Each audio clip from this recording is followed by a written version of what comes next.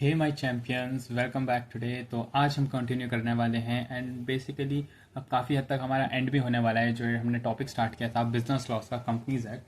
तो I hope कि आप इसको पढ़ पा रहे हो अच्छे से एंड आपको समझ भी आ रहा हो, आपकी प्रिपरेशन अच्छी चल रही हो। So let's move to our topic that we have started. Let's write down the heading guys. सबसे पहले तो अभी तक मैंने आपको कंपनीज एक्ट में लास्ट लेक्चर में शेयर्स के बारे में और टाइप्स ऑफ कैपिटल के बारे में थोड़ा बहुत इंट्रोडक्शन दे दिया था। अब हम जो करने वाले हैं टॉपिक, उस टॉपिक का नाम है MOA एंड AOA। तो बेसिकली MOA एंड AOA बहुत ही इंपॉर्टेंट डॉक्यूमेंट है गाइस। इससे क्वेश्चन भी बन सकते हैं। This lecture is gonna be very important for you guys, for exam purpose I will say specifically. So MOA and AOA क्या होता है? तो सबसे पहले हम MOA को निकालते हैं, MOA को डिस्कस करते हैं। इसकी हेडिंग डाल देते हैं memorandum of association. Memorandum of association, जिसको कि हम क्या बोलते हैं? MOA बोलते हैं। MOA आई गेस आपका सेक्शन नंबर 4 में डिफाइंड है। अगर आपको सेक्शन याद करने हैं या फिर एक्स्ट्रा इन्फॉर्मेशन के लिए आप ले सकते हो तो इसको सेक्शन नंबर 4 आप डाल सकते हो, सेक्शन नंबर 4। तो मैंने आपको लास्ट टाइम, अगर आपको इनकॉर्पोरेशन वाली वीडियो याद हो, तो मैंने आपको बताया था इनकॉर्पोरेट करने के लिए कंपनी को हमें क्या चाहिए होता है? मेमोरेंडम ऑफ एसोसिएशन चाहिए होता है। तो मेमोरेंडम ऑफ एसोसिएशन अगर चाहिए होता है तो ये होता क्या है बेसिकली? तो MOA क्या होता है? अपने आप में कुछ नहीं होता है, जस्ट एक डॉक्यूमेंट होता है। तो इसको क्या बोलते हैं हम? It is a charter document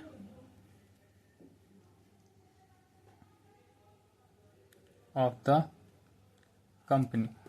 अब बेसिकली चार्टर का मतलब क्या है? यहाँ पे हमें चार्टर समझना है। बेसिकली चार्टर इज समथिंग जो अपने आप में एक कंक्लूसिव चीज हो। लाइक ये चार्टर है।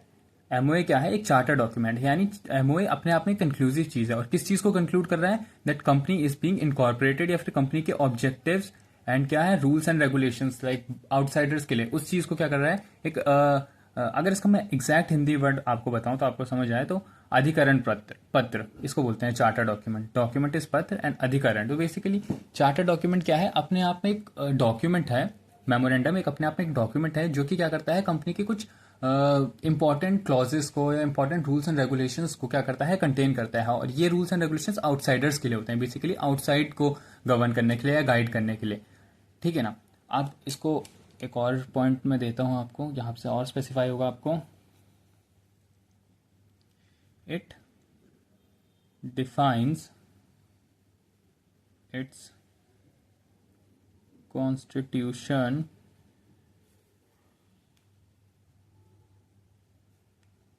and the scope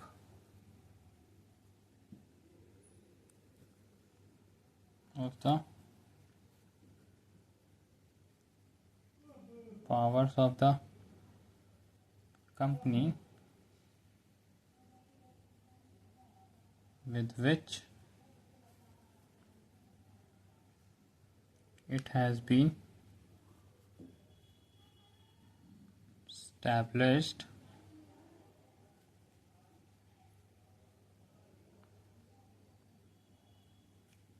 under this act. अब बेसिकली क्या कहना चाह रहा है गाइस? आपको बताऊं मैं तो MOA मेमोरेंडम ऑफ एसोसिएशन क्या कह रहा है? मैंने आपको बताया एक चार्टर डॉक्यूमेंट होता है, जस्ट एक नॉर्मल डॉक्यूमेंट होता है जिसमें क्या है, कुछ इन्फॉर्मेशन कंटेंट होती है। अब ये क्या इन्फॉर्मेशन होती है कि ये MOA क्या करता है? डिफाइन करता है constitution and the scope of the powers of the company with which it has been established under this act. तो ये क्या कहना चाह रहा है कि जो MOA है वो क्या करता है? डिफाइन करता है इसके कॉन्स्टिट्यूशन को, यानी कि जो कंपनी का इनकॉर्पोरेशन हुआ है या कंपनी का जो कॉन्स्टिट्यूशन है, जो किस पर्पस के लिए, उस सब को क्या करता है? डिफाइन करता है ये। एंड क्या डिफाइन करता है? स्कोप ऑफ द पावर्स, यानी कंपनी की पावर्स का स्कोप, कि किस लेवल तक की पावर्स को है कंपनी के पास है, उसको भी क्या करता है? स्कोप क्या करता है? डिफाइन करता है MOA। ठीक है? तो बेसिकली अगर मैं आपको बताऊं तो एक आप अभी भी किसी भी उसमें जाना, लाइक गूगल पे सर्च करना, किसी भी कंपनी का MOA आप निकाल सकते हो। तो एक MOA इज लाइक आपके सामने एक PDF फॉर्मेट में आएगा, 300 या 400 पेजेस का एक पूरा आएगा, या किसी के साथ कम भी आ सकता है, लाइक जो भी है 100-200 पेजेस का क्या है, एक डॉक्यूमेंट आएगा, उसमें सब कुछ लिखा होगा। तो वो इन्फॉर्मेशन से ही आपको क्या पता चलेगा दैट इट इज मेमोरेंडम। वही इन्फॉर्मेशन हमें इसमें पढ़ना भी है। बेसिकली इसमें क्या है कि हमें एक पॉइंट है हमारा सब heading, this is information contained in the memorandum of association. तो वही इन्फॉर्मेशन को क्या है बेसिकली हमें पढ़ना है, एंड उसी इन्फॉर्मेशन से क्या है हमारे टॉपिक क्लियर होगा दैट कि मेमोरेंडम होता क्या है। अगर आपको इन्फॉर्मेशन समझ जाओगे तो आपके क्वेश्चंस भी उस पर से क्रैक हो जाएंगे, एंड आपको ये भी समझ आ जाएगा दैट कि मेमोरेंडम होता क्या है। तो मेमोरेंडम होता क्या है, सबसे पहले मेरे को आपको बताना है कि मेमोरेंडम चाहिए क्यों होता है, कि ऑब्जेक्टिव्स क्या है उसके। ऑब्जेक्टिव्स या ऑब्जेक्ट्स कह लो आप, यस ऑब्जेक्ट्स कह लो इसको, objects of MOA।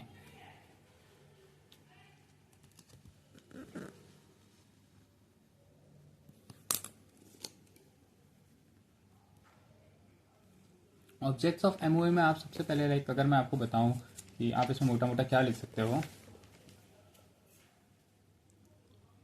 It is a constitutional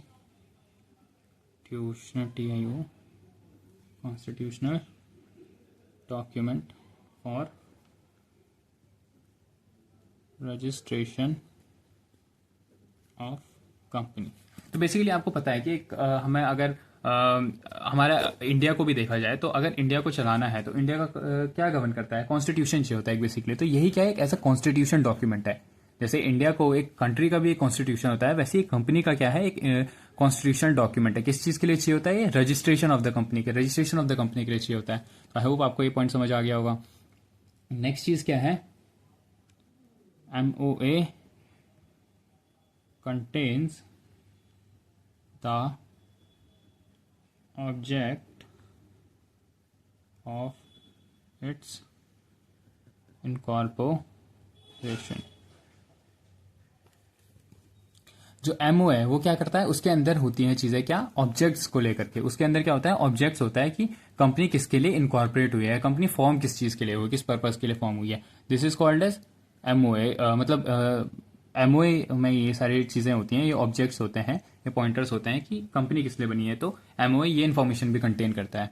okay guys, तो यही ऑब्जेक्ट है MOA का, एक तरीके से कह सकते हैं।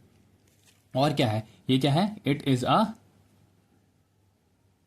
Public document open for inspection at any time. फिर इसको ये वाला provision basically under section number 399 देगा। ये आपकी मॉड्यूल में ही है। तो बेसिकली क्या है, एक पब्लिक डॉक्यूमेंट है। पब्लिक डॉक्यूमेंट है यानी कि इसको कंपनी हाइड करके नहीं रख सकती है। कोई भी जनरल पब्लिक इसको क्या कर सकती है, एक्सेस कर सकती है। कंपनी के बारे में इंफॉर्मेशन लेनी है तो कोई भी जनरल पब्लिक इसको क्या कर सकती है, एक्सेस करती है। और ये ओपन फॉर होता है इंस्पेक्शन एट एनी टाइम, किसी भी टाइम के लिए क्या होता है, इंस्पेक्शन के लिए ओपन होता है। ओके गाइज, नेक्स्ट पॉइंट आ जाता है हमारा, it is essential for members and shareholders लिख सकते हैं हम, shareholders to know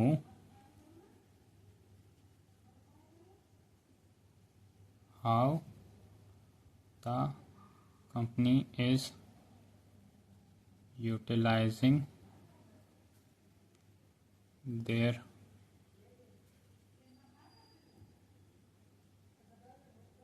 THEIR है guys, their funds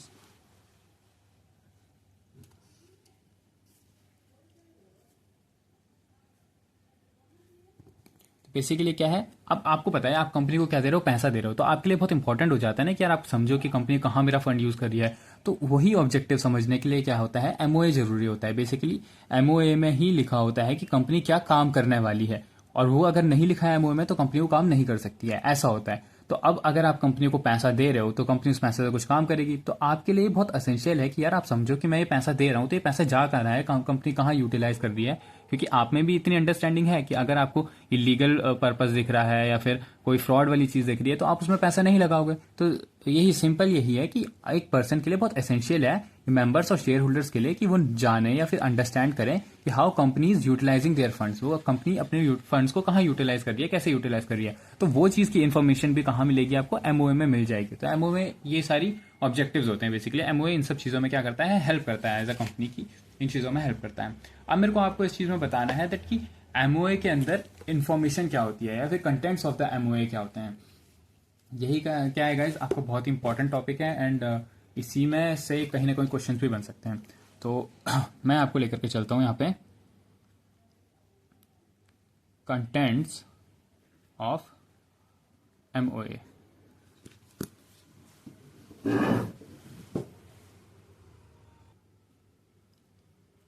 अब आ जाता है गाइस कंटेंट्स ऑफ एमओए क्या है, एमओए का कंटेंट क्या है बेसिकली। तो इसी से आपको क्या है आइडेंटिफाई हो जाएगा दैट कि एमओए क्या होता है और इसका पर्पस क्या होता है बेसिकली। तो आप इसको सबसे पहले ऐसे ना मैं आपको सजेस्ट करूंगा, इसके अंदर बेसिकली 1 2 3 4 5 6 एक 6 एरोस के अंदर ड्रॉ कर दो, एक 7 और बना दो गाइस। ये ओपीसी के केस में होता है लेकिन ठीक है, इसको भी कर देते हैं ड्रॉ।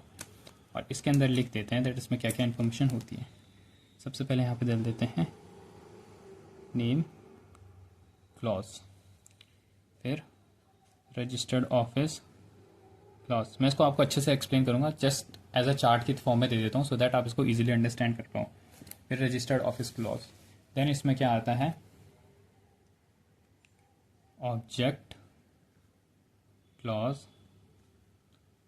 लायबिलिटी क्लॉज, फिर इसमें आता है association clause, this is capital clause, and last में यहाँ पे लिख सकते हो नॉमिनी क्लॉज। अब आपको पता है ना गाइस, नॉमिनी जो होता है वो किसके होता है, ओपीसी के केस में होता है। तो यहाँ पे आप लिख सकते हो ओनली इन ओपीसी। अब आप ये क्लॉज से कंफ्यूज मत होना गाइस, ये क्लॉज क्या होता है, हर जगह क्लॉज क्लॉज क्लॉज क्लॉज लिखा है। बेसिकली आपको होता है आप जब सेक्शंस पढ़ते हो तो अगर मैं आपको बोलूँ 2 क्लॉज 1 दे रखा है तो इसको आप ऐसे पढ़ते हो 2 क्लॉज 1। अगर कोई सेक्शन 2 है उसमें ही उसका फर्स्ट पॉइंट, इसको हम सब सेक्शन और क्लॉज 2 पढ़ते हैं। अगर रिलेटेड होता है तो उसको क्लॉज पढ़ते हैं, अगर नॉट रिलेटेड होता है गाइस तो फिर हम उसको क्या पढ़ते हैं, नहीं अगर रिलेटेड होता है तो हम उसको पढ़ते हैं सब सेक्शन पढ़ते हैं। लाइक अगर जैसे सेक्शन 2 दे रखा है, सेक्शन 2 में कुछ इन्फॉर्मेशन है, फिर उसके अंदर सब पॉइंट दे रखा है 2 1 में, और ये दोनों इन्फॉर्मेशन अगर रिलेटेड है तो इसको क्या बोलेंगे, सब सेक्शन पढ़ेंगे। लेकिन अगर ये दोनों इन्फॉर्मेशन रिलेटेड नहीं है 2 में और सेक्शन 2 क्लॉज 1 में, दोनों में क्या है इन्फॉर्मेशन रिलेटेड नहीं है तो हम उसको क्लॉज पढ़ते हैं। तो आपको पता होगा क्लॉज इज नथिंग जस्ट एक पॉइंटर, एक डिफरेंट हेडिंग की तरह दे रखा होता है। तो बेसिकली एमओए भी क्या होता है, एक डॉक्यूमेंट होता है, उसमें सबसे पहले नेम के बारे में लिया होता है। कंपनी का अगर नेम है तो नेम के बारे में लिखा होगा तो सारी इन्फॉर्मेशन होगी। फिर रजिस्टर्ड ऑफिस करके हेडिंग दे रखी होगी और रजिस्टर्ड ऑफिस के बारे में दे रखा होता है। तो दैट इज की ये क्या है, एक डिफरेंट क्लॉज है, ये क्या है डिफरेंट क्लॉज है। क्लॉज इज पैराग्राफ की तरह आप इसको अंडरस्टैंड कर सकते हो कि एक पैराग्राफ होता है। तो बेसिकली एमओए में सिर्फ यही जो है 6 या फिर 7 चीजें कह सकते हो कि एमओ में सिर्फ यही 7 चीजें क्या होती हैं, गिवन होती हैं। तो सबसे पहले name clause, name clause basically company का नेम होता है। जो कंपनी का नेम होता है वो किस में गिवन होता है, एमओए में गिवन होता है। आरओ क्या होता है, रजिस्टर्ड ऑफिस, तो कंपनी का रजिस्टर्ड ऑफिस कहाँ है, कौन सी स्टेट में लोकेटेड है, वो भी क्या होता है एमओए में गिवन होता है। ऑब्जेक्ट क्लॉज, ऑब्जेक्ट बेसिकली क्या होता है कि कंपनी का पर्पस क्या है, कंपनी क्या काम करेगी, दैट इज ऑब्जेक्ट क्लॉज। तो वो भी क्या है एमओए में डिफाइंड होता है। ये इन्फॉर्मेशन बहुत इंपॉर्टेंट है गाइस, यही इन्फॉर्मेशन एमओए में होनी चाहिए तभी वो एमओए कहेगा, ठीक है। और ये कंपल्सरी इन्फॉर्मेशन है, इनमें से कोई भी ऐसा है कि ऑप्शनल चीज है, सब कुछ सारी इन्फॉर्मेशन होनी चाहिए एमओए में। लायबिलिटी क्लॉज की कंपनी की लायबिलिटी क्या है, that company limited by guarantee है, लिमिटेड बाय शेयर्स है, लायबिलिटी क्या है बेसिकली कंपनी की, वो क्या है, वो भी एमओए में होता है। अब आता है हमारा एक association clause. Association clause is basically कि first members of the company कौन है, इसको और डिटेल में हम करेंगे। अभी आप समझ लो कि एसोसिएशन क्लॉज में आ जाता है मेंबर्स के नाम आ जाते हैं कि मेंबर्स कौन कौन है कंपनी के, ठीक है। कैपिटल क्लॉज, इस कंपनी की कैपिटल क्या है। अब मैंने आपको लास्ट लेक्चर में बताया था कंपनी की ऑथराइज कैपिटल, तो कैपिटल क्लॉज में सिर्फ ऑथराइज कैपिटल ही आती है कि कंपनी की ऑथराइज कैपिटल क्या है। एंड नॉमिनी क्लॉज, इस कंपनी का नॉमिनी कौन है। अब आपको पता है नॉमिनी, कंपनी का नॉमिनी सिर्फ एक केस में होता है, जब कंपनी क्या हो, ओपीसी हो, 1% कंपनी के केस में नॉमिनी होता है। तो ये नॉमिनी क्लॉज भी ओपीसी में सिर्फ मतलब मेमोरेंडम में तभी आएगा जब कंपनी क्या होगी, 1% कंपनी होगी। अब इसको वन बाय वन हम इसको और डिटेल में वो करते हैं, डिस्कस करते हैं। सो इसको डिस्कस करते हैं, और सबसे पहला हमारा क्लॉज जो आता है गाइस वो आ जाता है हमारा नेम क्लॉज। इसको हमने हेडिंग दे दी। अब नेम क्लॉज को हम क्या करते हैं, आगे फर्दर प्रोसीड करते हैं। अब नेम क्लॉज क्या होता है गाइस? तो आपको अगर नेम क्लॉज में बेसिकली क्या इन्फॉर्मेशन होती है, मैं आपके मेमोरेंडम कह रहा हूँ, मैं आपके मॉड्यूल से ही क्या है आपको ये पॉइंटर्स लिखवा रहा हूँ। पहले मैं आपको पॉइंटर्स लिखवा देता हूँ, उसके बाद आप क्या है उसको एक्सप्लेन कर दूंगा। तो सबसे पहले इसमें लिखो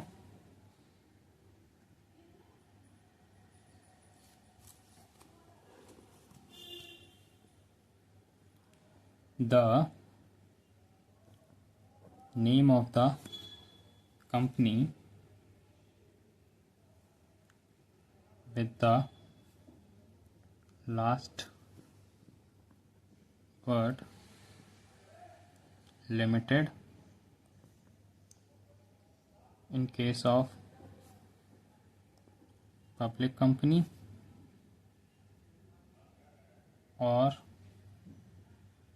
the last words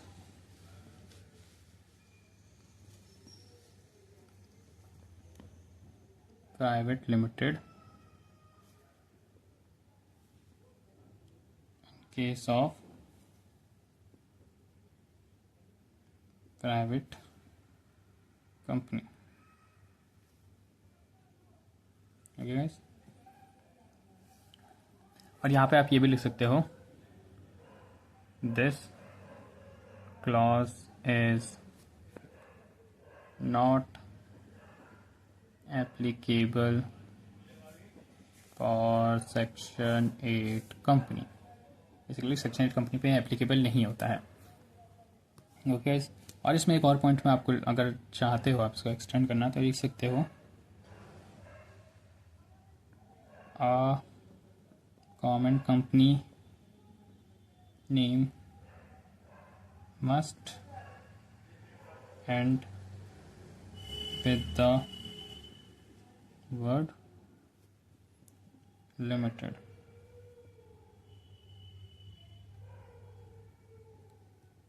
in case of OPC the word one person company, आप इसको पूरा लिखोगे तो word person company, word one person company should be included below its name। So next चीज़ क्या आ जाती है गाइस, हमारी नेम क्लॉज। अब नेम क्लॉज में बेसिकली क्या दिया हुआ है, मैं कंपनी का नेम क्लॉज में अब एमओ है, ये जैसे आपका कंपनी का एमओ है तो यहाँ पे लिखा हुआ है नेम क्लॉज। तो यहाँ पे नेम क्लॉज दिया होगा और इसके अंदर क्या लिखा होगा, कंपनी का नेम लिखा होगा जो होगा, और उसमें क्या होगा, नेम के साथ साथ क्या होगा, लास्ट वर्ड में क्या लिखा होगा, या तो लिमिटेड लिखा होगा या तो प्राइवेट लिमिटेड लिखा होगा। अब आपको पता है लिमिटेड किसके केस में आता है, पब्लिक कंपनी के केस में आता है, और प्राइवेट लिमिटेड किसके केस में आता है, प्राइवेट कंपनी के केस में आता है। अब ये वाला नेम क्लॉज जो है ये किस पे नहीं लगता है, सेक्शन 8 कंपनी पे नहीं लगता है। सेक्शन 8 कंपनी पे क्यों नहीं लगता है, क्योंकि आपको पता है कि सेक्शन 8 कंपनी के पास क्या होता है, ऑप्शन होता है कि वो लिमिटेड या पब्लिक लिमिटेड वर्ड यूज करे। मतलब उसके पास ऑप्शन है कि अगर वो चाहे तो वो इन दोनों को यूज नहीं भी कर सकता है, बल्कि पब्लिक कंपनी के केस में ये कंपलसरी है एंड प्राइवेट कंपनी के केस में ये लास्ट वर्ड यूज करना कंपलसरी है। लेकिन सेक्शन कंपनी के केस में ऐसा नहीं होता है, इसलिए वजह से ये क्या बोलते हैं कि ये क्लॉज क्या है, एप्लीकेबल नहीं है सेक्शन 8 कंपनी के लिए। सिमिलरली एक पॉइंट इसमें दे रखा है कि गवर्नमेंट कंपनी के name must and with word limited, limited word use होना चाहिए गवर्नमेंट कंपनी के नेम के एंड में। ओके, और ओपीसी के केस में क्या हो जाता है कि वन पर्सन कंपनी, ओपीसी के पूरा वर्ड लिखा होना चाहिए one person company below it's name, उसके नेम के बाद उसको डिफाइन करने के लिए कंपनी कौन सी है, वन पर्सन कंपनी है, ये चीज क्या है लिखा हुआ होना चाहिए। तो नेम क्लॉज में बेसिकली यही इन्फॉर्मेशन है कि एक कंपनी का मेमोरेंडम है, मेमोरेंडम में नेम क्लॉज दे रखा है तो उस कंपनी का नेम आ रखा है और उसके अंदर ये चीजें इन्फॉर्मेशन प्रेजेंट होनी चाहिए, जिसको हमने ये लिखे हुए कि लिमिटेड और प्राइवेट लिमिटेड वर्ड यूज होना चाहिए उसमें। ठीक है, यही चीज है बेसिकली नेम क्लॉज में। अब इसके लेकर के बहुत ज्यादा इन्फॉर्मेशन है कि नेम अगर चेंज होता है या कंपलसरी चेंज कब होता है, तो वो सारी चीजें भी है, लेकिन वो चीजें आपके सिलेबस में नहीं है। तो आपकी सिलेबस में सिर्फ इतनी ही चीज है, तो दैट्स वाई हम इसको इतना ही करेंगे। बाकी आपको मैंने इनकॉर्पोरेशन ऑफ कंपनी के टाइम पे बता दिया था, अगर आपको नेम चेंज करना है तो आप कौन सा फॉर्म यूज करते हैं, रन फॉर्म यूज करते हैं। एंड रन फॉर्म की डेफिनेशन मतलब फुल फॉर्म भी आपको पता है, रिजर्व यूनिक नेम। सो ऐसे करके कनेक्ट करते चलना इस चीज़ों को, तब जाकर के लॉ क्या हो जाता है, याद हो जाता है एंड इजी टू ग्रैप हो जाता है। ठीक है, नेक्स्ट चीज़ आती है हमारी रजिस्टर्ड ऑफिस क्लॉज। अब बेसिकली रजिस्टर्ड ऑफिस क्लॉज भी अपने आप में बहुत डिटेल कॉन्सेप्ट है, कब ऑफिस चेंज होगा, इस पर सेक्शन 12 भी है जो कंपनी का है, वो प्रॉपर रजिस्टर्ड ऑफिस की बात करता है। लेकिन हमारे सिलेबस में क्या है, बहुत कम देर का है, लाइक फाउंडेशन में बहुत लिमिटेड चीज़ है, तो हम सिर्फ उतना ही पढ़ेंगे। तो रजिस्टर्ड ऑफिस क्लॉज को लेकर के सिर्फ इतनी सी बात है, the state in which the registered office of the company is to be situated। तो बेसिकली रजिस्टर्ड ऑफिस क्लॉज में क्या हो जाता है, क्या इंफॉर्मेशन होती है, द स्टेट, जो state name of the state इसको कह सकते हो, the name of state. Basically registered office clause में क्या होता है, नेम होता है, किस चीज का, स्टेट का नेम होता है, कौन से स्टेट का, जिसमें क्या है रजिस्टर्ड ऑफिस क्या होता है, सिचुएटेड होता है। तो बेसिकली सिर्फ इतनी इन्फॉर्मेशन दे रखी है आपको, इतना ही आप इसके बारे में समझो कि रजिस्टर्ड ऑफिस क्लॉज क्या होता है, कि कंपनी के एमओए, अब जैसे एमओए था, इसमें नेम हो गया, अब यहाँ पे आएगा रजिस्टर्ड ऑफिस क्लॉज। ठीक है, अब रजिस्टर्ड ऑफिस क्लॉज में यहाँ पे लिखा होगा कि कौन सी स्टेट है जिसमें कंपनी का क्या है, रजिस्टर्ड ऑफिस सिचुएटेड है। अब रजिस्टर्ड ऑफिस को मैं आपको थोड़ा बहुत बता देता हूँ कि इस काम क्या होता है। बेसिकली रजिस्टर्ड ऑफिस एक ऐसा ऑफिस होता है जहां पे कि क्या भी है, कंपनी को कोई मतलब गवर्नमेंट को या किसी को भी किसी भी चीज से किसी भी पर्सन को अगर कंपनी से कांटेक्ट करना हो तो that is the registered office. Company के सब ऑफिस हो सकते हैं, एक दो, कोई भी मतलब कोई कंपनी अगर ऑल ओवर इंडिया काम कर रही है तो उसके बहुत सारे ऑफिस हो सकते हैं, लेकिन रजिस्टर्ड ऑफिस एक ऐसा ऑफिस जहां जो क्या है मेन ऑफिस है, जिसको हेडक्वार्टर भी कह सकते हैं। ठीक है, तो ऑपरेशन हेडक्वार्टर एक तरीके से ऑपरेशन से रिलेटेड भी होता है कि लाइक अगर कंपनी के मेजॉरिटी एक्शंस या बिजनेस क्या है मुंबई में होता है तो कंपनी का हेडक्वार्टर मुंबई हो सकता है, लेकिन registered office is something different. यहाँ पे जितने भी समन्स होंगे कंपनी को, जितनी भी रिकॉर्ड्स डॉक्यूमेंट होंगे, वो कहीं ना कहीं रजिस्टर्ड ऑफिस में क्या होते हैं, मेंटेन किए जाते हैं। लाइक कंपनी की पुराने जितने भी साल के रिकॉर्ड्स होंगे वो क्या है, रजिस्टर्ड ऑफिस में मेंटेन किए जाते हैं। आप रजिस्टर्ड ऑफिस से कहीं और भी वो कर सकते हो, मेंटेन कर सकते हो डॉक्यूमेंट्स को, लेकिन फिर उसके लिए अलग प्रोविजन है, उसके लिए हम क्या वो कुछ कंडीशंस है वो सेटिस्फाई करनी पड़ती हैं। तो बस इसमें आपको सिर्फ इतना ही जानने की जरूरत है अभी फिलहाल। रजिस्टर्ड ऑफिस का हम चेंज भी कर सकते हैं, फिर उसके लिए अलग प्रोविजंस है, बट वो चीज़ हमारे सिलेबस में नहीं है, तो will not go there. Next जो आ जाता है हमारा, वो आ जाता है, आपको पहले बता देता हूँ, capital clause. Capital clause basically capital clause में क्या आ जाता है, it contains the authorise capital. मैं पूरा नहीं लिख रहा हूँ, contains authorised capital of company. अब मैंने आपको लास्ट लेक्चर में बता दिया था गाइस कि ऑथराइज कैपिटल क्या होती है। ऑथराइज कैपिटल में फिर भी बता देता हूँ कि मैक्सिमम अमाउंट ऑफ कैपिटल। अब एक ना प्रोविजन होता है, क्या होता है, जब कंपनी इनकॉर्पोरेट हो रही होती है ना, तो कंपनी क्या है कि अपने ऑथराइज कैपिटल आरओसी को बताती है कि लाइक मेरे को मान करके चलो कि एक कंपनी ने बोला कि मुझे 10 करोड़ क्या चाहिए, मेरे को मेरी ऑथराइज कैपिटल चाहिए, यानी मैक्सिमम अमाउंट ऑफ कैपिटल चाहिए, कंपनी ने ये बोला। तो अब ये जो कैपिटल है ना, कैपिटल डिसाइड करते हुए कंपनी को क्या है, इसके साथ पेमेंट भी करनी पड़ती है, किस चीज की, स्टैंप ड्यूटी की। अब वो स्टैंप ड्यूटी की पेमेंट क्या है, फीस कितनी है, वो इसी पे डिपेंड करती है कि कितनी कंपनी ने आस्क करी है। इसका कुछ पॉइंट शायद 75% होता है या 0.50% होता है। वो क्या है, कंपनी को क्या करना पड़ता है, मतलब 50% या फिर नॉट 50%, आई गेस 0.75% ही होता है या फिर 0.25% होता है। वो क्या होता है कि वो उतना अमाउंट क्या है कंपनी को देना पड़ता है एज अ स्टैंप ड्यूटी की तरह। अब जैसे किसी कंपनी है, उसने 1 लाख रुपए से क्या किया, ऑथराइज कैपिटल डिसाइड करी कि मेरी ऑथराइज कैपिटल क्या होगी, 1 लाख रुपए होगी, तो उसको 1 लाख इंटू 0.25% क्या है, कंपनी को क्या करना पड़ेगा, आरओसी को क्या है, स्टैंप ड्यूटी की तरह देना पड़ेगा। तो वैसे जितनी ज्यादा कैपिटल उतने ज्यादा पेमेंट, ऐसे करके ही प्रोविजन है। तो यही है कैपिटल क्लॉज की basically maximum amount of capital. ये क्या है, कंपनी जब इनकॉर्पोरेट हो रही होती है तो उसको अपने इनकॉर्पोरेशन डॉक्यूमेंट पे लिखना होता है। तो दिस इज कैपिटल क्लॉज। इससे रिलेटेड ज्यादा कोई इन्फॉर्मेशन है भी नहीं है हमारे सिलेबस में, तो इतना ही हमें जानना है इसके बारे में। ठीक है, फिर और इसके बारे में आपको मैं क्या बताता हूं, और नेक्स्ट क्लॉज आ जाता है हमारा object clause. Object clause is very important guide. इसी ऑब्जेक्ट क्लॉज से हमारी एक डॉक्ट्रिन भी निकल के आती है, जिसको बोलते हैं डॉक्ट्रिन ऑफ अल्ट्रावायरस एक्ट भी निकल करके आते हैं, बट उसको हम नेक्स्ट लेक्चर में कवर करेंगे डॉक्ट्रिन को। पर ऑब्जेक्ट क्लॉज अभी के लिए आप समझ लो कि contains all the object for which the company is incorporated. Basically company किस पर्पस के लिए बनी है वो सारी चीजें कहाँ पे लिखी होती हैं, ऑब्जेक्ट क्लॉज में लिखी होती है। अब जैसे एक कंपनी है तो एक कंपनी की क्या है कि ऐसा कुछ हो सकता है कि मेन ऑब्जेक्टिव ये है, साथ ही साथ वो क्या है सेकेंडरी चीज में वो सेकेंडरी एक्टिविटीज कुछ और करती है, और फिर लास्ट में क्या है कि 3 टाइप की कैटेगरी में बेसिकली एक कंपनी क्या कर सकती है, अपने ऑब्जेक्ट को बांट सकती है। जैसे अब जैसे आप में से कोई पर्सन होगा, वो क्या है मेन उसका क्या होगा कि उसको सीए क्लियर करना है। सेकेंडरी काम वो क्या कर रहा होगा, साथ साथ में वो ट्यूशन भी पढ़ा सकता है, ऐसा हो कि वो पार्ट टाइम ट्यूशन पढ़ाता हो, ठीक है। और थर्ड काम वो क्या कर सकता है, ऐसे भी हो सकता है कि वो क्या कर रहा हो, लाइक कि यूट्यूब पे वो बना रहा हूँ, यूट्यूब पे लेक्चर्स भी रिकॉर्ड कर रहा हूँ, सो दैट कि थोड़ा बहुत यूट्यूब से आ जाए, उसके अगर अच्छे वो हैं सब्सक्राइबर्स हैं, जो भी उसने एज ए इनकम सोर्स रखा हुआ है। तो एक पर्सन है उसके 3 ऑब्जेक्ट हो सकते हैं, जैसे आप हो, आपका एक सीए, फिर आप ट्यूशन पढ़ा रहे हो ऑफलाइन, फिर आप यूट्यूब पे भी पढ़ा रहे हो, तो दिस इज क्या है आपके ऑब्जेक्ट भी 3 तरीके से वो है सेपरेटेड है। वैसे एक कंपनी क्या हो सकती है, कंपनी के भी ऐसे ऑब्जेक्ट होते हैं कि एक मेन ऑब्जेक्टिव हो सकता है, एक उसका रिलेटेड ऑब्जेक्टिव हो सकता है कि लाइक थोड़ा बहुत ही रिलेटेड बट कुछ और ऑब्जेक्टिव, कुछ और काम। जैसे कि कंपनी का मेन ऑब्जेक्टिव था कि उसको क्या करना है, कि मान करके चलो उसको आयरन की वो करनी है, रॉड्स क्रिएट करनी है, उसका आयरन का बिजनेस है, फैक्ट्री है, तो वो रॉड्स क्रिएट करनी है। फिर उसका सेकंड है कि सेकेंडरी काम वो कभी कभार ऑर्डर्स पे, सिर्फ ऑर्डर्स के बेसिस पे क्या है कि गेट भी प्रोवाइड कर देता है, लाइक रेडीमेड गेट बना करके प्रोवाइड कर देता है। एंड थर्ड की लाइक एक और ऑब्जेक्ट हो सकता है कि वो रॉ आयरन ही प्रोवाइड कर देता है, लाइक नॉर्मल कोई शेप में नहीं, ऐसी नॉर्मल भी प्रोवाइड कर देता है, किसी किसी कंपनी को वो कर देता है, सेल कर देता है। तो ये भी क्या हो सकता है, एज अ ऑब्जेक्ट हो सकता है। कंपनी के ऑब्जेक्ट क्या है, 3 कैटेगरी में डिफाइंड होता है, main object, related object and other object. ऐसे करके कंपनी के ऑब्जेक्ट क्या होते हैं, अलग अलग होते हैं। और बेसिकली कंपनी जितने भी काम करेगी उस सारे काम क्या है ऑब्जेक्ट क्लॉज में लिखे होने चाहिए। ऐसा नहीं है कि कंपनी का काम है कि मेन ऑब्जेक्टिव है कि वो आयरन रॉड्स बनाती है और उसकी सेकेंडरी और जो अदर ऑब्जेक्टिव है वो कुछ है ही नहीं, उसने कंपनी ने ऑब्जेक्ट क्लॉज में लिखा ही नहीं है। और वो क्या करती है कि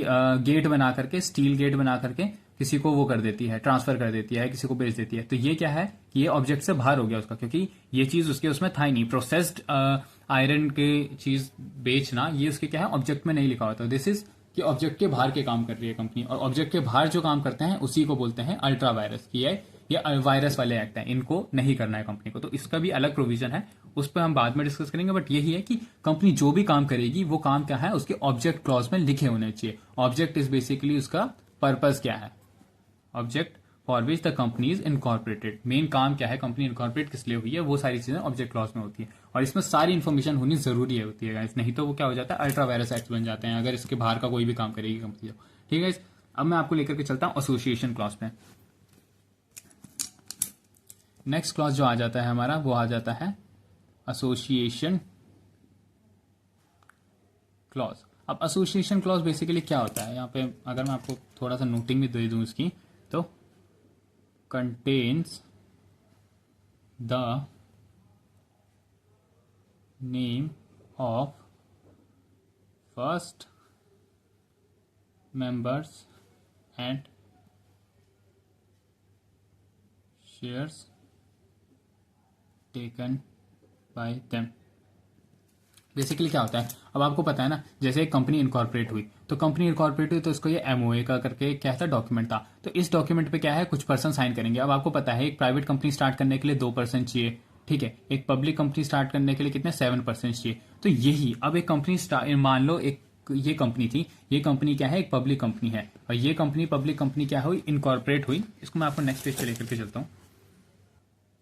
यस गाइस, तो सपोज एक कंपनी थी, ये कंपनी है, तो ये इनकॉर्पोरेट हो रही है। तो इसने सोचा मैं एक पब्लिक कंपनी बनाती हूँ। ये एक पर्सन था, इस पर्सन ने सोचा कि मैं एक पब्लिक कंपनी बनाता हूँ। तो अब पब्लिक कंपनी स्टार्ट करने के लिए उसको कितने मेंबर्स चाहिए होंगे मिनिमम, कंपनी एक्ट का प्रोविजन है कि उसको मिनिमम चाहिए होंगे 7 मेंबर्स।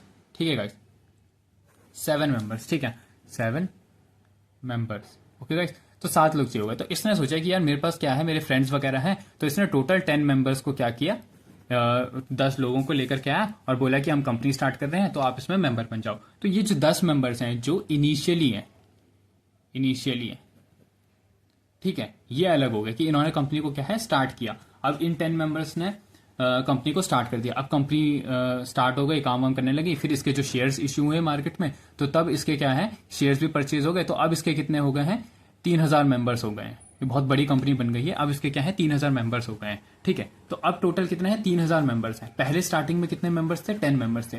तो जो एसोसिएशन क्लॉज है वो यही कहता है कि जब कंपनी इनकॉर्पोरेट हुई थी तो उन्हीं पर्सन के नाम, ये 10 पर्सन के नाम क्या है, एसोसिएशन क्लॉज में लिखे होंगे, एसोसिएशन क्लॉज में लिखे होंगे। अब ऐसा नहीं है कि ये सिर्फ मेंबर ही मेंबर है। ठीक है, अब ऐसा भी होता है ना कि लाइक अब एक कंपनी जैसे स्टार्ट हुई है, तो अब कंपनी स्टार्ट हुई है तो फिर भाई अगर यही लोग पैसा नहीं लगाएंगे कंपनी में, इन्होंने तो बस क्या है, इनकॉर्पोरेट कर दिया, डॉक्यूमेंट्स वगैरह बना दिए, सब कुछ कर दिया, लेकिन इन्होंने अगर पैसा ही नहीं लगाया कंपनी में, तो ये बाहर के लोग जो है, कंपनी शेयर इशू करेगी तो बाहर के लोग क्यों पैसा लगाएंगे।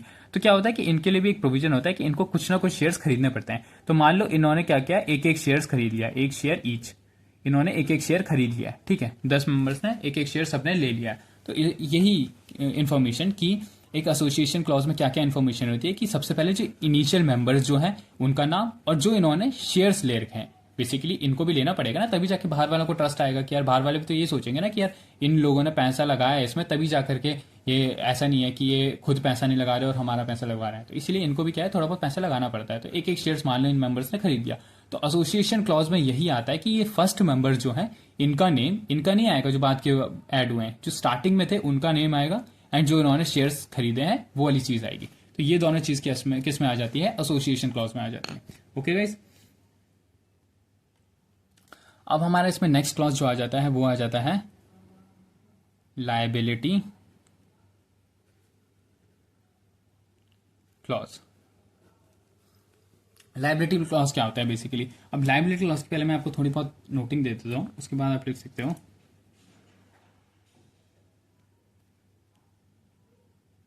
contains info whether company is liability, company's liability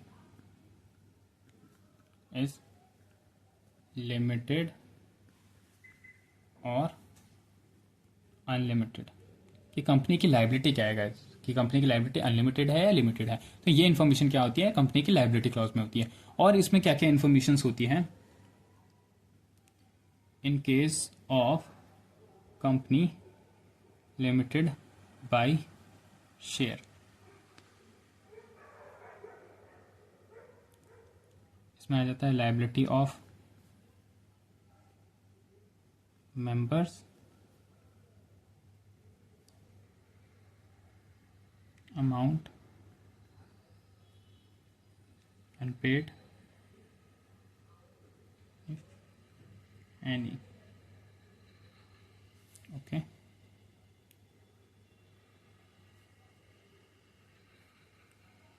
in case of company limited by guarantee,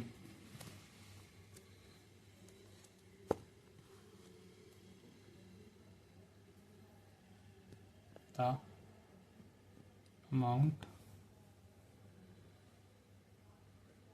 up to which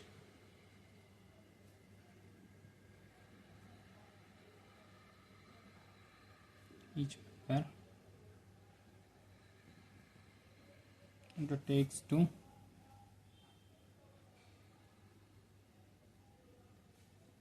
contribute। अब बेसिकली लाइबिलिटी क्लॉज में क्या आ जाता है गाइस, कि इसमें ये दो इन्फॉर्मेशन आती है। आपको मैं एक थोड़ा सा इंट्रोडक्शन दे देता हूँ कि जैसे एक कंपनी है, तो इस कंपनी की क्या है, बेसिकली दो तरीके से कैपिटल हो सकती है। इसकी जो कैपिटल है, आपको यहाँ पे थोड़ा सा एक्सप्लेन कर देता हूँ। ये कंपनी है, ठीक है, इस कंपनी की जो कैपिटल है, ये कैपिटल दो तरीके से हो सकती है कंट्रीब्यूट, या तो शेयर्स की उस फॉर्म में कंट्रीब्यूट हो सकती है। मैंने आपको बताया कि कंपनी ने क्या है, शेयर्स इशू कर दिए, तो शेयर से एक एक 10-10 रुपए के शेयर्स हैं, तो ऐसे करके कंपनी ने क्या कर दी, कैपिटल रेज कर दी। एक जो आ जाती है कंपनी की, क्या हो जाती है, वो आ जाती है गारंटी वाला केस। कंपनी क्या है, गारंटी, मेंबर्स जो है गारंटी देते हैं कि मैं इतना अमाउंट ऑफ कैपिटल क्या है कंट्रीब्यूट कर दूंगा। जैसे मान करके चलो इस कंपनी के क्या है, 2 मेंबर्स हैं, ठीक है, ये प्राइवेट कंपनी है, और इस प्राइवेट कंपनी ने सोचा, इन मेंबर्स ने क्या दे रखी है, गारंटी दे रखी है। इसने बोला है कि मैं 5 CR की गारंटी देता हूँ और इसने बोला है कि मैं 2 CR की गारंटी देता हूँ कि अगर कंपनी को नीड पड़ेगी तो मैं 5 करोड़ क्या है दे दूंगा, और इस पर्सन ने बोला है कि अगर कंपनी को नीड पड़ेगी तो मैं क्या है 2 करोड़ रुपए दे दूंगा। तो ये क्या है, गारंटी है। इन्होंने क्या शेयर्स नहीं इशू करे हैं, कुछ नहीं किया है, इन्होंने सिर्फ गारंटी दिया। तो ये कंपनी गारंटी के बेस पे चल रही है, और ये गारंटी ऐसी गारंटी है कि ये देना ही पड़ेगा इनको। तो इन्होंने अगर 5 करोड़ की गारंटी दी है तो इनकी लाइबिलिटी है कि अब ये 5 करोड़ तक लायबल है, ठीक है ना। और शेयर्स वाले केस में तो आपको पता ही है गाइस कि शेयर्स इशू होता है, लोग शेयर्स खरीदते हैं, जितना जितना अमाउंट जिसने शेयर ने खरीदा है वो वाला सीन हो जाता है। तो इसमें क्या है कि लाइबिलिटी क्लॉज में क्या होता है, इन्फॉर्मेशन कंटेन करता है कि कंपनी लिमिटेड बाय शेयर्स है, मतलब कंपनी की लाइबिलिटी जो है वो लिमिटेड है या फिर अनलिमिटेड है। ऐसी जो है ना गाइस, क्या होता है कि लिमिटेड बाय शेयर्स होती है कंपनी की कैपिटल, या लिमिटेड बाय गारंटी होते हैं। और कुछ कुछ कंपनी क्या होती है, अनलिमिटेड कंपनी होती है, उसमें क्या है कि उनके जो मेंबर्स होते हैं उनकी लाइबिलिटी अनलिमिटेड होती है। तो it is a type of company, आप बना सकते हो एक तरीके से, ऐसा ऐसा समझ करके चलो।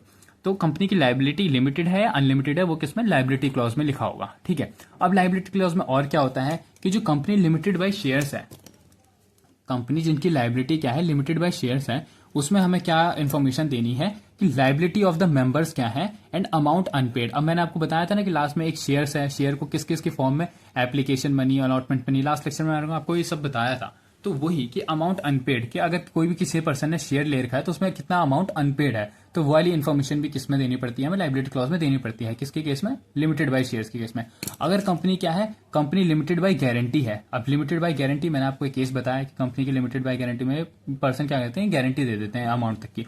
तो उसमें हमें क्या इन्फॉर्मेशन देनी है कि द अमाउंट, क्या अमाउंट है up to which each member undertakes to contribute, कि हमें वो अमाउंट बताना है कि हर मेंबर ने कितना अमाउंट तक का क्या है कंट्रीब्यूशन के लिए उसने प्रॉमिस किया है। तो जैसे इस पर्सन ने क्या है 5 करोड़ तक का प्रॉमिस किया है, इस पर्सन ने 2 करोड़ तक का प्रॉमिस किया है। तो ये सारी इन्फॉर्मेशन किस में देनी पड़ती है, हमें लाइबिलिटी क्लॉज में देनी पड़ती है। तो बेसिकली लाइबिलिटी क्लॉज में सिर्फ इतनी इन्फॉर्मेशन थी कि कंपनी की लाइबिलिटी क्या है, सेकंड कि अगर लिमिटेड बाय शेयर्स है तो उसमें मेंबर्स की लाइबिलिटी क्या है और कितना अमाउंट उन्होंने पे नहीं किया है अभी तक, और गारंटी के केस में कि हर पर्सन ने कितनी गारंटी दी है। तो ये इन्फॉर्मेशन हमें देनी पड़ती है। नेक्स्ट क्लॉज जो आता है गाइस वो आता है हमारा, यहाँ पे लिख देते हैं नॉमिनी क्लॉज। अब आप नॉमिनी क्लॉज से समझ गए होंगे। बेसिकली नॉमिनी क्लॉज में क्या होता है, यहाँ पे आ जाता है contains the name of nominee. अब आप इसको और अच्छे से अगर मैं आपको बताऊं तो आप यहाँ पे लिख सकते हो contains the name of the nominee. Nominee clause में क्या आ जाता है, नेम ऑफ द नॉमिनी होता है। अभी नॉमिनी का नेम क्यों होता है, यहाँ पे आप लिख सकते हो who shell become member of company in case of, किस केस में मेंबर बन जाता था, सबसे पहला केस था कि डेथ ऑफ द मेंबर की अगर डेथ हो गई तो उस केस में वही नॉमिनी क्या मेंबर बन जाएगा। सेकंड क्या है कि इनकैपेसिटी टू कॉन्ट्रैक्ट हो जाए, कि अगर उसकी क्या है इनकैपेसिटी टू कॉन्ट्रैक्ट हो जाए, या तो उसको मतलब सॉल्वेंट हो जाए, इंसॉल्वेंसी हो जाए, उसकी कुछ भी है, तो इन रीजंस के केस में क्या हो जाता है कि मेंबर बन जाता है। नॉमिनी क्लॉज में बेसिकली ये इन्फॉर्मेशन होती है। तो आप इसके नेम से अंडरस्टूड हो गए होगा ये आपको ये चीज, ठीक है। अब गाइस मेरे को आपको एक चीज बतानी है इसमें, ये चीज तो हो गई कंप्लीट, लाइक नॉमिनी क्लॉज तक हो गया। अब मैंने आपको बता दिया बेसिकली कि एमओए में सिर्फ यही इन्फॉर्मेशन होती है। ये 7th क्लॉज था बेसिकली, और ये किसके केस में, only in the case of OPC के केस में होता है, क्योंकि नॉमिनी ओपीसी के केस में होता है। तो अभी तक मैंने आपको बता दिया, सबसे पहले नेम क्लॉज बताया था। नेम क्लॉज में क्या इन्फॉर्मेशन दी थी कि हर कंपनी के नेम के लास्ट में लिमिटेड या फिर प्राइवेट लिमिटेड होने चाहिए, depending on the type of company की, वेदर वो प्राइवेट कंपनी है या पब्लिक कंपनी है। ओके गाइज, फिर मैंने आपको नेक्स्ट इन्फॉर्मेशन दी थी रजिस्टर्ड ऑफिस क्लॉज की। रजिस्टर्ड ऑफिस क्लॉज में कि नेम ऑफ द स्टेट होना चाहिए जहां पे रजिस्टर्ड ऑफिस सिचुएटेड है। थर्ड मैंने आपको इन्फॉर्मेशन दी थी, मैंने आपको किसकी इन्फॉर्मेशन दी थी, कैपिटल क्लॉज की। कैपिटल क्लॉज में क्या है, ऑथराइज कैपिटल जो कंपनी की है वो जिसके साथ वो इनकॉर्पोरेट हुई है, ऑथराइज कैपिटल, वो इन्फॉर्मेशन गिवन होनी चाहिए। फिर नेक्स्ट आपको दिए थे मैंने ऑब्जेक्ट क्लॉज, कंपनी के जो ऑब्जेक्ट्स हैं, जो भी कंपनी काम करती है, जिस भी पर्पस के लिए कंपनी इनकॉर्पोरेट हुई है, वो ऑब्जेक्ट क्या है, ऑब्जेक्ट क्लॉज में डिफाइंड होना चाहिए। नेक्स्ट मैंने आपको बताया लाइबिलिटी क्लॉज, कंपनी की लाइबिलिटी क्या है, कंपनी की अगर लिमिटेड बाय शेयर्स है कंपनी, तो उस केस में कंपनी की लाइबिलिटी क्या है, लिमिटेड बाय गारंटी है तो हर पर्सन ने कितनी गारंटी दी है, वो वाली इन्फॉर्मेशन। फिर मैंने आपको बताया था एसोसिएशन क्लॉज की। एक एसोसिएशन क्लॉज में क्या होता है कि जो कंपनी के इनिशियल मेंबर्स हैं, उन इनिशियल मेंबर्स के नाम और उन्होंने कितना कितना शेयर्स खरीद रखे हैं, वो सारी इन्फॉर्मेशन किस में आती है, एसोसिएशन क्लॉज में आती है। फिर एक लास्ट इन्फॉर्मेशन थी नॉमिनी क्लॉज के बारे में। तो एमओ में सिर्फ यही इन्फॉर्मेशन आती है और कोई भी इन्फॉर्मेशन नहीं आती। अब इन इन्फॉर्मेशन में से आपको कुछ भी चीज चेंज करनी है, या तो नेम चेंज करना है, या रजिस्टर्ड ऑफिस, या ऑथराइज कैपिटल, या फिर लाइबिलिटी, कुछ भी चीज चेंज करनी है, तो इसमें से सिर्फ एक चीज चेंज नहीं हो सकती, आपको पता होगा, वो क्या होगा, गेस करके बताओ। Like it will be association clause, क्योंकि एसोसिएशन क्लॉज में क्या है कि नेम ऑफ द मेंबर्स है। तो अब जो कंपनी के स्टार्टिंग के मेंबर्स हैं उनको चेंज थोड़ा ना कर सकते हो आप। लाइक बाद में अगर ऐसा भी हो सकता है कि लाइक कंपनी इनकॉर्पोरेट 10 मेंबर के साथ हुई है, अब 4 साल 10 साल हो गए हैं, तो अब वो मेंबर्स कंपनी के मेंबर्स नहीं रहे हैं, उनमें से किसी की डेथ हो गई है, लेकिन नाम तो उसका था ना कि कंपनी ने स्टार्टिंग इससे करी थी। बस एसोसिएशन क्लॉज का यही पर्पज है कि नेम पता होना चाहिए, उसमें किसी का नेम बाद में ऐड नहीं होता, क्योंकि उसमें क्या है, इनिशियल मेंबर्स के नेम होते हैं। बाद में चाहे कितने भी मेंबर्स जुड़े, कितने भी मेंबर्स छूटे, लेकिन जो कंपनी ने स्टार्ट किया है वो नेम उसमें होते हैं। तो बस यही है। अब बाकी के कोई भी क्लॉज को आपको चेंज करना है तो उसके अलग प्रोविजंस होते हैं, उसके बहुत लंबे प्रोसीजर्स होते हैं, ठीक है। Except this nominee clause, nominee clause ऐसे ही पास बहुत, नॉमिनी क्लॉज इजीली चेंज हो जाता है, ठीक है। अगर कंपनी के ओपीसी का एक नॉमिनी इजीली चेंज हो जाता है, लेकिन बाकी क्लॉज को चेंज करना है आपको, कैपिटल हो गया, नेम हो गया, रजिस्टर्ड ऑफिस हो गया, इसके लिए सेपरेट प्रोविजंस है और उसका प्रोसीजर फॉलो करना ही पड़ता है, ये चीज हो जाती है। अब क्या है गाइस, हमारे कंपनीज एक्ट में ना आपको पता होगा 12 चैप्टर्स हैं इसमें, और इसमें क्या है 7 शेड्यूल्स हैं। शेड्यूल बेसिकली क्या होता है, एक इसमें रूल्स भी होते हैं बेसिकली, और बहुत सारे रूल्स भी है, रूल्स इस काम कैसे करना है, तो शेड्यूल भी दे रखे हैं 7। अब इस 7 शेड्यूल में से एक शेड्यूल क्या है, एक शेड्यूल में दे रखा है मॉडल टेबल्स।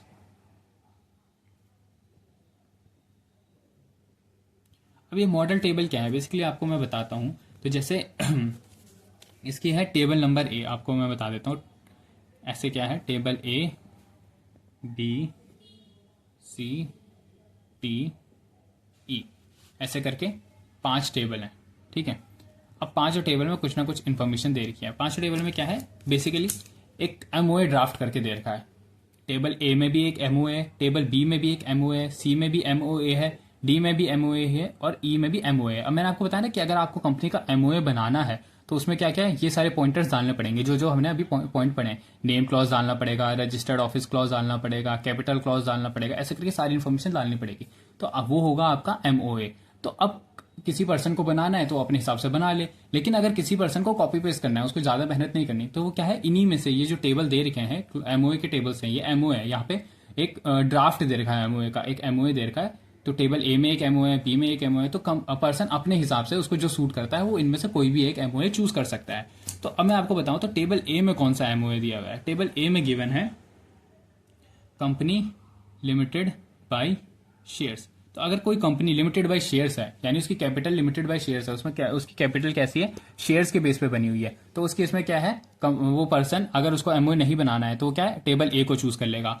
सेकंड क्या आ जाती है, कंपनी लिमिटेड बाय गारंटी।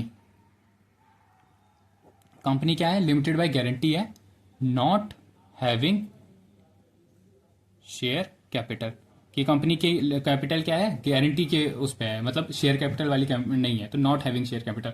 तो उसके लिए एमओए कौन सा है, टेबल बी में दे रखा है। इसमें क्या है, कंपनी लिमिटेड बाय गारंटी, फिर से गारंटी है, बट हैविंग शेयर कैपिटल। अब क्या है कि कोई कंपनी है, तो ये कंपनी है, इस कंपनी की कैपिटल की बेसिकली क्या है, आधी गारंटी वाली है और आधा इसने क्या है, शेयर्स भी इशू किया है, तो उसके पास 2 मॉडल हो गया ना, गारंटी वाला भी हो गया, शेयर वाला भी हो गया। तो ऐसी कंपनी के लिए क्या है, टेबल नंबर सी है कि कंपनी लिमिटेड बाय गारंटी और उसके पास शेयर कैपिटल भी है, तो ये वाला मॉडल हो जाता है। ये क्या आ जाता है, unlimited company, company not having share capital. Basically एक टाइप ऑफ कंपनी जिसकी लिमिटेड क्या है, अनलिमिटेड है, उसके पास क्या है, नॉट हैविंग शेयर कैपिटल है। और इसमें क्या आ जाती है, same unlimited company, unlimited company having share capital. एक अनलिमिटेड कंपनी है, उसकी क्या है, शेयर्स भी हैं, तो ये भी एक डबल वाला मॉडल हो गया एक तरीके से, उसकी अनलिमिटेड लाइबिलिटी भी है कुछ कुछ मेंबर्स की, और क्या है, उसने शेयर कैपिटल भी इशू किया है। तो अगर आपको एमओए खुद का नहीं बनाना है, आपको खुद ये सारी चीजें नहीं करनी है, तो आप क्या है, बने बनाए एमओए भी उठा सकते हो, बस अपने अपने हिसाब से चेंज कर देना उसको। तो अगर कंपनी लिमिटेड बाय शेयर्स है आपकी, तो आप टेबल ए के एमओए उठा लो। अगर लिमिटेड बाय गारंटी है, नॉट हैविंग शेयर कैपिटल है आपकी कंपनी, टाइप ऑफ कंपनी आपने जो कंपनी इनकॉर्पोरेट की, तो आप टेबल बी का एमओए उठा लो और उसमें अपने हिसाब से आपका नेम क्लॉज में अपना नेम डाल देना, अपने रजिस्टर्ड ऑफिस के अपने रजिस्टर्ड ऑफिस डाल देना, और ऑब्जेक्टिव्स हैं तो आपके अपने ऑब्जेक्टिव्स उसमें डाल देना, या कुछ ऐड ऑन करना है तो उसमें ऑलरेडी ऑब्जेक्टिव लिखे होंगे, आप अपने हिसाब से चूज कर सकते हो उस चीज को, मॉडिफाई कर सकते हो। तो बेसिकली ये क्या है, table A B C D E, ये क्या है, मॉडल टेबल्स दे रखे हैं कि एक एमओए के ड्राफ्ट दे रखे हैं, आप यही ड्राफ्ट एमओए क्या है पिक कर सकते हो। तो यही चीज थी। अब मैं आपको एक बार बुक से इस चीज का नोटिंग दे देता हूँ एमओए टॉपिक की। तो क्या है आपको ये और अच्छे से क्लियर हो जाएगा। देखो गाइस, ये है हमारा मेमोरेंडम ऑफ एसोसिएशन। अब मेमोरेंडम ऑफ एसोसिएशन, तो सबसे पहले क्या है, memorandum of association is a charter, एक ये चार्टर डॉक्यूमेंट है। इट डिफाइंस द कॉन्स्टिट्यूशन, ये कॉन्स्टिट्यूशन को डिफाइन करता है। अब क्या है ऑब्जेक्टिव्स ऑफ वो है एमओए, तो ऑब्जेक्टिव ऑफ एमओए में क्या है पॉसिबल एक्शंस को, जो कंपनी क्या है उसके स्कोप ऑफ इट्स ऑपरेशंस, मैंने आपको बताया ना कि वो क्या क्या ऑपरेशंस कर सकता है, उस चीज को डिफाइन करता है। ठीक है, shareholders creditor and those who deals with the company to know what is powers and what activities it can engage in. वो शेयर होल्डर्स क्रेडिटर्स वो सारे क्या है आइडेंटिफाई कर सकें कि कंपनी की पावर क्या है और क्या क्या एक्टिविटीज वो करती है। ठीक है, ये क्या है एक पब्लिक डॉक्यूमेंट है, सेक्शन 399 के अकॉर्डिंग ये क्या है एक पब्लिक डॉक्यूमेंट है और कोई भी इसको क्या है वो कर सकता है, रीड कर सकता है। नेक्स्ट पॉइंट है share holder must know the purpose for which the money can be use by the company. Share holders को या फिर पर्सन जो कंट्रीब्यूट कर रहा है मनी, उनको पता होना चाहिए कि उनके मनी किस पर्पज के लिए यूज हो रहा है। अब ये क्या है, फिर देखो यहाँ पे सेक्शन 4 में क्या दे रखा है, शेड्यूल 1 ऑफ द कंपनीज क्या है एक मॉडल टेबल्स दे रखी है। मॉडल टेबल्स बेसिकली कि आप इन्हीं के एमओए क्या है ड्राफ्टेड एमओए आप क्या है कॉपी पेस्ट कर सकते हो, अपने अपने हिसाब से थोड़ा बहुत ऑल्टर कर देना उसको। तो टेबल ए में जो एमओए है वो किस कंपनी के लिए है, कंपनी लिमिटेड बाय शेयर्स। वैसे टेबल बी में क्या है गारंटी, टेबल सी में क्या है गारंटी नॉट हैविंग, तो इसमें टेबल सी में आ जाता है गारंटी हैविंग। फिर इसमें क्या है अनलिमिटेड कंपनी, ठीक है, और इसमें क्या है unlimited company having share capital, तो यहाँ पे आ जाएगा नॉट हैविंग शेयर कैपिटल। तो पहले नॉट है फिर हैविंग है, फिर नॉट है फिर हैविंग है, तो यहाँ पे नॉट है फिर हैविंग है, फिर unlimited company not having share capital, फिर unlimited company having share capital. तो एक ट्रिक है, आप इसको ऐसे याद कर सकते हो। ओके गाइस, फिर मैंने आपको बताया था कि information content in the memorandum क्या है। तो कंटेंट्स ऑफ मेमोरेंडम, सबसे पहले नेम क्लॉज। तो नेम क्लॉज में क्या क्या है, लिमिटेड वर्ड यूज करना है, लास्ट वर्ड में प्राइवेट लिमिटेड वर्ड यूज करना है। ठीक है, 1% कंपनी के केस में 1% कंपनी वर्ड यूज करना है, कंपनी गवर्नमेंट कंपनी के केस में वर्ड लिमिटेड यूज करना है, ये इन्फॉर्मेशन है। रजिस्टर्ड ऑफिस में क्या दे रखा है कि रजिस्टर्ड ऑफिस स्टेट का नेम होना चाहिए, the name of the state in which the registered office is situated, ये आना चाहिए। ऑब्जेक्ट क्लॉज में क्या आ जाता है कि purpose for which the company is incorporated, किस पर्पस के लिए इनकॉर्पोरेट हुई है। ठीक है गाइस, और यहाँ पे एक और इन्फॉर्मेशन दी है, आप इसको भी देख सकते हो। It shall change it's name in the line with activities a period of 6 month from the change of activities after complying. हाँ, इसमें एक प्रोविजन है कि मान करके चलो कि कंपनी का जो नेम है उस नेम में क्या है उसका ऑब्जेक्ट भी आता है। बेसिकली कंपनी ने ऐसा नाम रखा है कि उस नाम से पता चलता है कि वो कंपनी क्या काम करती है। ठीक है ना, जैसे अगर किसी ने लिखा है बेकरी आर्यन बेकरी लिमिटेड, ठीक है, तो अब इसमें क्या है बेकरी वर्ड आ रहा है, अब इसके नाम से पता चल रहा है कि इसका बेकरी का काम है। अब कुछ टाइम बाद क्या करता है कि काम चेंज कर देता है, धंधा चेंज कर देता है, अब वो बेकरी का काम छोड़ करके वो क्या है क्लोथिंग का काम करने लग जाता है। तो अभी तक उसका नाम क्या था, आर्यन बेकरी, ठीक है ना, तो आर्यन बेकरी था, अब उसको क्या करता है कपड़ों का काम करता है, लेकिन उसने नाम चेंज नहीं किया है, बेकरी है। तो लोग कंफ्यूज हो जाएंगे कि यार बेकरी का नाम वर्ड है इसका नेम में और ये काम क्लोथिंग का करता है। तो ऐसे केस में क्या है कि अगर उसने ऑब्जेक्ट चेंज कर लिया है, अब वो बेकरी से क्लोथिंग के काम पे आ गया है, तो उसके 6 महीने के अंदर अंदर उसको नाम भी चेंज करना पड़ेगा। नाम सिर्फ 6 महीने के अंदर इसलिए चेंज करना पड़ेगा क्योंकि उसके नाम में क्या है उसका ऑब्जेक्ट डिफाइन हो रहा था पहले। तो ये यही कह रहा है, if a company has change its activities, company ने अपनी एक्टिविटी चेंज कर रही है which are not reflected in it name, जो उसके नेम में रिफ्लेक्ट नहीं हो रहा है, मतलब वो क्लोथिंग का काम कर रहा है लेकिन उसका क्लोथिंग का काम क्या है और बेकरी का लिखा हुआ है, इसके नेम में बेकरी वर्ड यूज हो रखा है, लेकिन वो काम क्लोथिंग का कर रहा है। तो अभी क्लोथिंग इसके नाम में रिफ्लेक्ट नहीं हो रहा है, ये कंफ्यूज कर रहा है। तो इसी केस में क्या हो जाता है कि कंपनी को क्या करना है, अपनी एक्टिविटी के हिसाब से अपना नेम भी चेंज करना पड़ जाता है 6 मंथ के अंदर अंदर। लेकिन अगर कंपनी का नाम होता है आर्यन लिमिटेड और वो पहले बेकरी का काम कर रहा होता है, फिर बाद में क्या है क्लोथिंग का काम कर लेता है, तो ऐसे केस में उसको नाम चेंज नहीं करना पड़ता। क्यों? क्योंकि उसके नाम में बेकरी वर्ड की कंफ्यूजन नहीं हो रही है। You getting it? तो यही केस है कि 6 मंथ के अंदर अंदर क्या है नेम चेंज करना पड़ेगा। तो ऐसी पॉइंटर्स से क्या होता है गाइस, केस स्टडीज बनती है। तो ये पॉइंटर्स आप याद रखना, ठीक है। नेक्स्ट कौन सा क्लॉज आता है, लाइबिलिटी क्लॉज। तो लिमिटेड बाय शेयर्स के केस में क्या आ जाता है कि उसकी मेंबर्स की लाइबिलिटी क्या है और कितना अमाउंट अनपेड है, ठीक है। फिर आ जाता है company limited by guarantee. Guarantee case में क्या है कि अमाउंट कंट्रीब्यूशन ऑफ अमाउंट के हर मेंबर का कंट्रीब्यूशन कितना आएगा, कितना उसने प्रॉमिस किया कंट्रीब्यूट करने का, ठीक है। फिर आ जाता है क्या है कैपिटल क्लॉज। कैपिटल क्लॉज में क्या आ जाता है हमारे ऑथराइज शेयर कैपिटल, बेसिकली क्या है इसमें वो आ जाता है divide into shares of fiction the number of shares into surprise of memorandum have agreed included names of shall be less than 1 share, company not having share capital need not to have this. Basically capital clause में authorise capital ही आती है, और वो authorise capital मतलब इसमें ये भी होता है कि कंपनी के एक शेयर की वैल्यू क्या है वो भी इसी क्लॉज में डिफाइन हो जाती है। और जो company not having share capital है, यानी गारंटी हो गया या फिर unlimited company not having share capital, उस केस में क्या है कि ये क्लॉज उसको लिखना ही नहीं पड़ेगा, ठीक है। एसोसिएशन क्लॉज में क्या आ जाती है, the memorandum shall include the subscribers to be form into a company, ठीक है ना। तो every subscriber to the memorandum shall take at least 1 share, तो 1 शेयर कम से कम वो लेगा ही लेगा, ठीक है ना। और राइट इट्स नेम, मतलब उसका नाम जो है वो किसमें होगा, एसोसिएशन क्लॉज में होगा। मैंने आपको बता दिया एसोसिएशन क्लॉज क्या होता है। बेसिकली फर्स्ट मेंबर्स और हर मेंबर ने कितना शेयर लिया, तो उसके एक जो मेंबर है उसके ऊपर ये बाउंडेशन है कि कम से कम उसको 1 शेयर तो लेना ही लेना है, ठीक है। तो वही कि एक मेंबर का नेम स्टार्टिंग वाले और उसने कितना शेयर लिया है, ये वाली इन्फॉर्मेशन क्या है मेमोरेंडम उसमें आ जाती है, एसोसिएशन क्लॉज में आ जाती है। फिर ओपीसी के केस में क्या आ जाता है, नेम ऑफ द नॉमिनी। तो even the event of death, मतलब डेथ के केस में क्या आ जाता है ओपीसी केस में कि नॉमिनी क्लॉज। तो यहाँ पे एक नॉमिनी क्लॉज लिखना चाह रहा है तो वही आ जाता है कि नॉमिनी क्लॉज आ जाएगा। फिर ये वाला पॉइंट क्या कह रहा है, इसको भी आप पढ़ सकते हो। It is to be noted that a company being a legal person can through its agent subscribe to the memorandum, however a minor can not be. देखो तो यही बता रहा है कि एक मेमोरेंडम का सब्सक्राइबर क्या है कि एक कंपनी क्या है, एक दूसरी कंपनी लीगल पर्सन बन करके अपने एजेंट के थ्रू क्या कर सकती है, सब्सक्राइब कर सकती है। जैसे कि क्या है, रिलायंस का आपको पता होगा कि रिलायंस एक कंपनी है, उसके अंदर मान लो वो एक कंपनी खोल देती है जियो करके, ठीक है। वैसे तो जियो रिलायंस का ही है, लेकिन मान लो जियो एक अलग कंपनी खोल देता है, ठीक है ना। रिलायंस ही एक जियो अलग कंपनी खोल देता है, तो रिलायंस ही अपने एजेंट के थ्रू इसके सब्सक्राइबर को, इसके मेमोरेंडम को क्या है, साइन कर सकता है, ठीक है।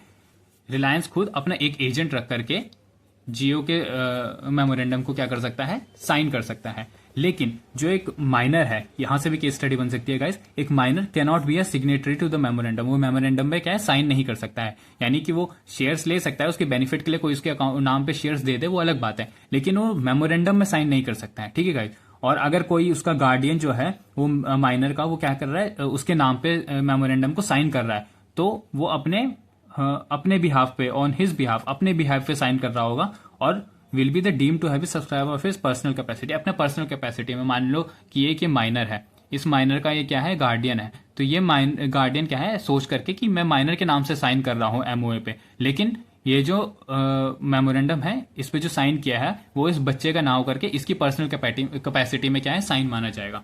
तो ये वाला केस हो जाता है। तो ये मेमोरेंडम ऑफ एसोसिएशन वाला टॉपिक है, ये आई होप कि आपको ये पूरा क्लियर हो गया होगा। अब हम इसके बाद नेक्स्ट लेक्चर में करेंगे आर्टिकल ऑफ एसोसिएशन, और फिर ये आ जाता है डॉक्ट्रीन्स। ऐसी 3 डॉक्ट्रीन है, doctrine of ultra vires, doctrine of indoor management and constructive notice. तो ऐसी 3 डॉक्ट्रीन है। I hope you guys love this video, and I hope कि आपके मैं कुछ डाउट्स क्लियर कर पाया हूँ और आपको अच्छे से समझा पाया हूँ। आपके कोई भी सजेशन हो, make sure to guys comment on this video, and आपके कुछ भी डाउट्स हैं एंड कोई भी सजेशन हो, प्लीज मेक श्योर कि आप कमेंट सेक्शन में वो चीज़ डालें। Thank you so much guys.